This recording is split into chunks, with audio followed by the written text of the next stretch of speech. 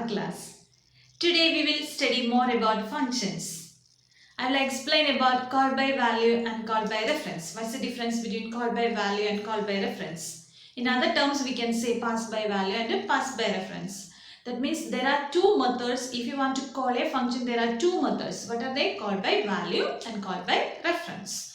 And secondly, I will teach about differentiate between pure function and impure function. Okay. And at last, we will study about what are the different declaration methods of a function. There are four types. I will explain it in detail. Okay. Shall we start now? Differentiate between call by value and call by reference. Okay. First, what is the meaning of call by value and call by reference? Call by value, there are two methods. If you are calling a function, there are two methods I told you. And what are they? Call by value and call by reference. Call by value means call by the value. That means we are using that value, we can call a function. Call by reference means called by the reference. Using these references, we can call a function. That means in the case of call by value, we are using primitive data types. In the case of call by reference, we are using non-primitive. That means class or arrays. And in the case of call by value, we are taking, here we are considering actual parameter and formal parameter. The last video we studied about actual parameter and formal parameter. When you are passing this actual parameter to formal parameters, that time it's in the case of call by value, it will take the copy of this actual parameter to formal parameter. Then if you make a change in that actual parameter, it will not affect the formal parameter. Or if you make a change in formal parameter, it will not affect the actual parameter, because we are taking different copies. And we are allocating different memory location for this actual and formal parameter in the case of call by value. And we are using only the primitive data types here, call by value. But in the case of call by reference, we are taking non-primitive data types. That means we are not taking the copy of actual parameters and for the formal parameter. We are giving the changes, or we are we are going to that memory location and we are making the changes in that place. That means for the actual parameter and formal parameter, we are using the same memory location, but we are giving some other name and all. But we are not taking the copies. And here we are using non-primitive data types for the call by reference, and we are not using different memory location. The same memory location we are using. With the help of an example, I will explain. Don't worry about that. Okay, look at on the board. What are the points? First one, in the case of call by value, the actual parameters are copied to the formal parameters. And second one, memory is allocated separately for actual parameter and formal parameter. Third point, the arguments are primitive. What are the primitive data types? Int, byte, short int, char, float, double, long, boolean. Okay, these are the 8 primitive data types. And in the case of call by reference, the actual parameters are not copied to the formal parameters. They are just referred to another name. The memory is not allocated separately for actual and formal parameters. The arguments are not primitive. These are the difference between these call by value and call by reference. Okay. In call by value method, we know we are taking a copy of actual parameter. In my first video, I explained what is meant by actual parameter and what is meant by formal parameter. If you don't know about that one, please watch my previous videos. Then only you can understand this one. Okay. Then let's listen to the board. Here there are two functions in this class, example class. First function name is show and second function name is main. Okay. We have different function. And in this function, we have two arguments, x and y, and there is a process x is equal to x plus 2, y is equal to y plus 2. At last, a printing statement also be there. Okay. And one more function is there, main function. Okay. In that main function, I created one object of this particular class to call this function. And we have two values here, a and b. A is equal to 5 and b is equal to 6. At last, using this object, I call this function show. What is the name of this function? Show. I can call this function with the help of this object. And there are two arguments, because I have given two arguments here also without data type. This is called actual parameter. Okay. function when the arguments used in the function called that term is called the actual parameters. Okay, and when you give these actual parameters to this function, what will happen? It will call the particular function. That means the compiler execution will go to the function definition. That time this will take a copy of these actual parameters and pass to the formal parameters. That means here the value of a and b is 5 and 6.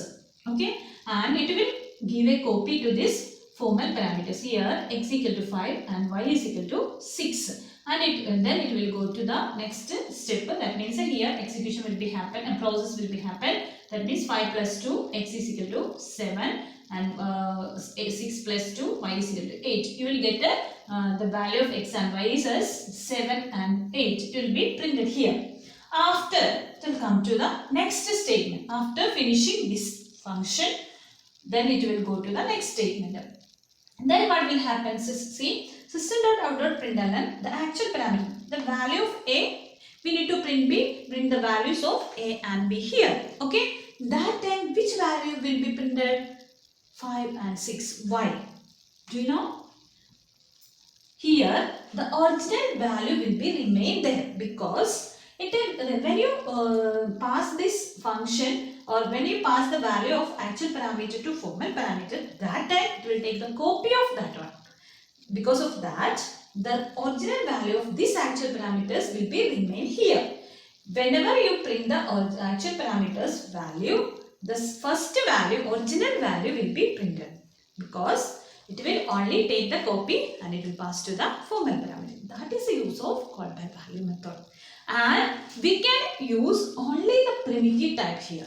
Okay, and here we will get different memory location for actual parameter and at the same time we will get another memory location for the formal parameter also. That's the difference between call by value and call by reference. Okay, what are the three main points? First point, actual parameter will take the copy to the formal parameter.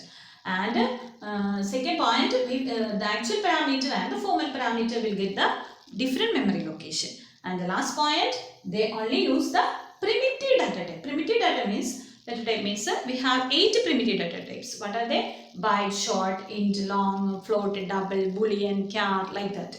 Only that type data type here we are using. Okay, in the call by value method. Here, consider another example for call by reference. Here, I created one class called example and 2 variables s1, s2. And here one constructor also I created. Constructor means it is also a member function of this class. This function is used to initialize the member variables. Okay, and here we have no return type. This is also a member function like these functions, but here we have no return type like this. And we are using the same name for this function. Okay, for another function we can't use the same name of class. And this is used to initialize these variables. Okay, and here I have created one more function that is called a sample, and I change argument as an object here. Okay, because of that here I used, in the case of call by reference, we can use only non-primitive type. Non-primitive means we can create the class objects. When you create an object, the data type must be class. Okay, because of that example OB is the object name. And I need to change the values of S1 and S2 here. How can I call? OB.S1 is equal to 55. I apply that value. OB.S2 is equal to 66. After giving these values, I created one more function. What is that? Void main. And here also I created one object called EM. Example. EM is equal to new example. Okay. And first I have printed the values of em.s1 and em.s2. That time you will get the value of 0 and 0. S1 and for the S1 and S2. After that I called this value here em.sample. Here I used the object and the class as an argument, the class object. Because of that, when you call this function, you have to give an object name also here. Then I give this object name. Okay, this is here actual parameter. Here this one is the formal parameter. And when you call this function, it will pass to the here, and you will get the values here like this em dot s1 you will get a 55 and em dot s2 you will get a 66. After this, if you print the values of s1 and s2, you will get 55 and 66 because the actual parameter does not take the copy to the formal parameter. Okay, that means it will change the original place. It will change the value in the original place. The original value will be changed. There is no different memory location. The same memory location will be allocated for the formal and actual parameters. Because of that, it will affect the original value. Okay, and here we are using only non-primitive data types, array, class, like that way. And just remember that it will not take the copy of actual parameter to the formal parameter, and it will not get the different memory location. Because of that, it will affect the original value. Okay, and it will use only non-primitive data type. That are the main points when you are working with the call by reference. I think you all understood about this one. Okay. Next, function declaration. Function declaration based on return type and arguments. Okay, what are they? See, here we have 4 types function declaration. What are they? It is based on return type and arguments. First type is function without return type and without arguments. There is an example. With the help of an example, we can understand that one. That means if there is no return type in the function, we can use as void as a return type. Here I used void. Because of that, here there is no return type and there is no argument. This type is called a function without return type and without argument. Second one, function without return type and with argument. See, here there is no return type, but here some arguments. That model is called the function without return type and with argument. Third one, here we have a return type. Because of that, the data type is mentioned as a return type. In the function, if there is a return keyword, you have to write the data type of that particular value here as a return type. Here we have one return type but no arguments. That type is called a function with the return type without argument. The fourth, last we have the last type, function with the return type and with arguments. See, here we have one return type and we have some arguments also. This type is called a function with the return type and with arguments. These are the 4 function declaration types based on return type and arguments. I think you all understood. Sometimes they will ask this, they will give the definition like this and you have to write an example of that one. Some it may come, okay, for this question as a question. And otherwise they will give this type any of the examples and what is the type of this function declaration, like this question also they may ask. And we can use these different types of functions in your program also. You know, I think you have understood about this function declaration well. Differentiate between pure function and impure function. Okay, what's mean by pure method? A function which returns a value to its caller module is called a pure function. If a function returns a value to its caller module, that is called a pure function. Okay, if there is any value that you return, that is called the pure function. And it is also called accessor methods.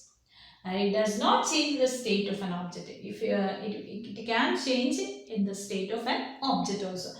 And this type of function we are using for the reading purpose or displaying purpose. Okay, for the when you are creating like these functions, we are using these pure functions. Okay, and in the case of impure functions, a function that may not return a value is called an impure function. May not return a value. And it is also called a mutator methods or mutator function. They can cause a change in the state of an object. It can change the state of an object also. And it is used for the writing purpose functions. That means that some process may be happened there, and like that functions are called the impure function. I think you have understood about this one. These are the 3 differences, different points of this pure function and impure function.